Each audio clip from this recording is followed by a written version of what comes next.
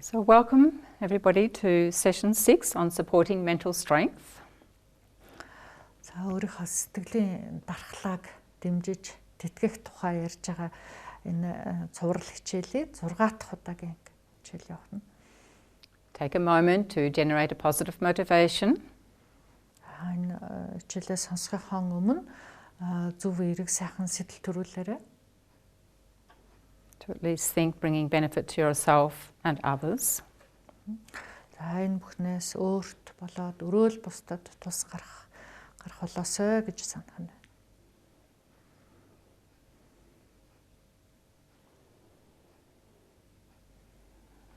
And in this session we're going to focus on the quality of acceptance. Remember, these are qualities leading us to a more joyful, fulfilling life. За бид нар өөрийнхөө амьдралыг баяр баясгалантай, жаргалтай байхын тулд юуг одоо санаж бодож явуул тустай юм бэ гэдэг талаар ярьж байгаа. Тэгэхээр энэ хичээл дээр юмсыг хүлээн зөвшөөрөх талаар ярья. So beginning with sharing some of Shanti Deva's profound words. Why be unhappy about something if it can be changed? What is the use of being unhappy if it cannot be changed? За энэ ярианыхаа эхэнд би Shanti Deva гэгэний айлцсан нэг үгийг штатья гэж бодож байна. Тэгэхээр гэгэнтэн юу гэсэн бэ гэхээр өөрчилж болох зүйл байвал уурлаж бүхэндхийн хэрэг юм. Өөрчилж болохгүй зүйл байвал бас л уурлаж бүхэндхийн хэрэг юм гэсэн байна. And this actually is the profound essence of His Holiness the Dalai Lama's life, his approach to life. Тэрхийн гэгэнтэн Далай ламын амьдралд хандах хандлага нь бол ерөөсөө л энэ үг байна.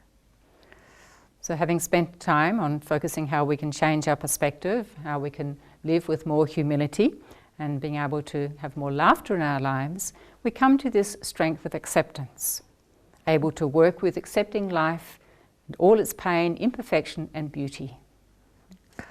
Эхний түрүүний ярианууд дээр бид нар өөрийнхөө харах өнцгийг яаж өөрчлөх юм бэ гэдэг юмыг аль талаас нь харах юм бэ гэдэг талаар ярьсан. Дараа нь даруй төлөв байхын тухай. Түүнийхээ дараагаар бид нар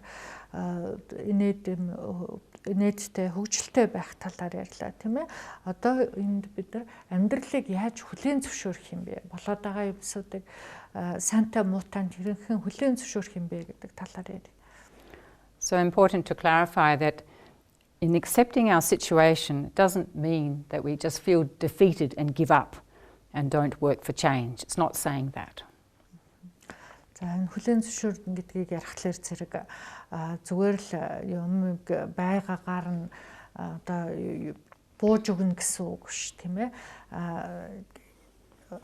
Одоо ерөөсөө юмыг болохгүй байгаа юмыг өөрчлөхгүй орхино гэсэн үг бас биш юм шүү.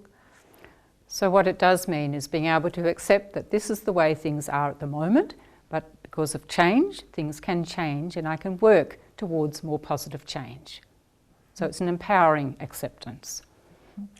За энд ярьж байгаа хүлээн зөвшөөрөх гэдэг бол юмс үргэлж өөрчлөгдөж хуурч байдаг гэдгийг ойлголт ухаарал дээр үндэслэнэ гэсэн үг, тийм ээ. Яг одоо тохиож байгаа юм бол тийм ээ өөрчлөгдөж таарна гэдгийг нь ухаарж ойлгоно гэсэн үг байна, тийм ээ.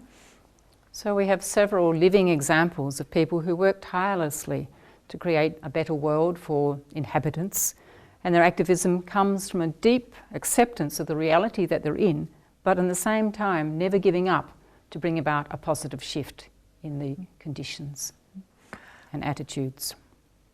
За болоод байгаа юм яг тийм ээ. ертөнцийг байгаагаар нь хүлээн зөвшөөрөх боловч тэрийг эерэг сайн бусдад тустай байлгах тийм өөрчлөлтийг хийя гэж тэр хүсэл одоо зоригоо хизээч алдаагүй ийм хүмүүсийн жишээ бол бидний эргэн тойронд тасар болоо гэж тийм. So that the acceptance of reality is the only place from where genuine change can begin. And it allows us to move into the fullness of joy. So accepting things as they are, but putting our efforts to bring about the change that is needed. Юмыг эрг сайн тустай зүг рүү өөрчлөхийн эхлэл болвол юмыг байгаагаар нь хүлээн зөвшөөрөх юм тий. Тэгэхээр бид нар юм бодит байдлыг хүлээн зөвшөөрж ижил тэрний дараагаас энийг эрэг тийш нь сайн тийш нь өөрчлөё гэсэн өөрчлөлтийн одоо эхлүүлж болох юм байна. And acceptance enables us to engage with life on its own terms, rather than complaining about the fact that life is not as we would wish. Ямиг хүлээн зөвшөөрнө гэдэг бол миний хүсснээр болохгүй байна гэж гомдлож гоншгоно гэсэн үг биш байна. So His Holiness the Dalai Lama and many other great teachers tell us consistently that a lot of our stress and our frustrations and anxiety come from our expectations of how we think life should be.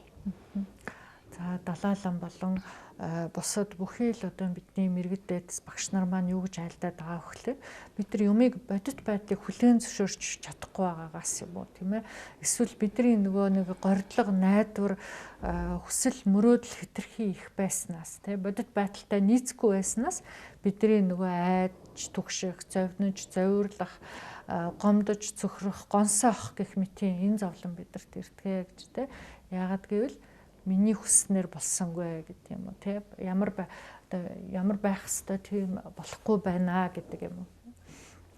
So many of the causes of suffering come from our reacting to people, places, things and circumstances in our lives rather than accepting them. Бидний маш олон одоо сэтгэлийн элдв зовир шаналгаа эргэн тойрондоо байгаа байдал гэр орон найз нөхөд гэр бүл юу байдгийг тэр бүх юм одоо миний хүсснээр болсонгүй гэдгээс үүдэж ирдэг олон зовлон байдаг. So we can think of acceptance as being like a sword that cuts through all of the resistance and allows us to relax, to see clearly and to respond appropriately. Бид нар юг хүлээн зөвшөөрнө гэдгийг тийм ээ бодит байдлыг хүлээн зөвшөөрнө гэдгийг бол яг л одоо юмыг нэг эсэргүүцээд тэмцээд бодит байдалтай сөргөлдөөд байгаа тэр сөргөлдөөнийг таслах илт гэж бодож болох юм аа. And it's interesting to note that when we can accept the present, then we can forgive and release the desire for a different past. So we can be present and move forward in a more positive way. Not the past is not holding us back. Бид нар яг одоо энэ байгаа байдлаа одоо энэ цагтаа хэрвээ хүлээн зөвшөөрч чадах юм бол өнгөрснийг бас уучлах чадна гэсэн үг. Өнгөрснийг уучлаад зурлахгүй байх юм бол бид нар урагшаага зөв рүү дэвшиж хөгжиж чадна гэсэн үг байна.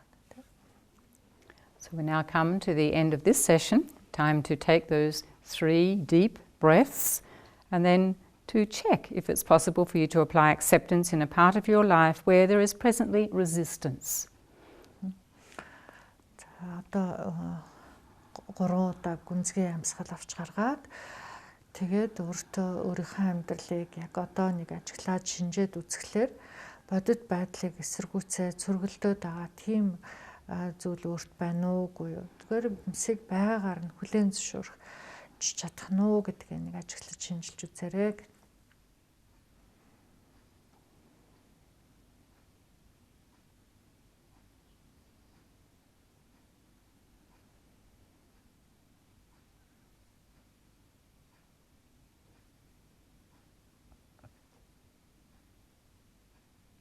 And then as we close, we remember to dedicate the benefits of listening to our health and for the health and well-being of all others. Энэ товчраг сонссны сурсан сайн үр хөрөнгө болгоныг өөрийн болон өрөөл бусдын эрүүл энх байхын тухайд зориулъя. Thank you for being with us. За сонссонд баярлалаа.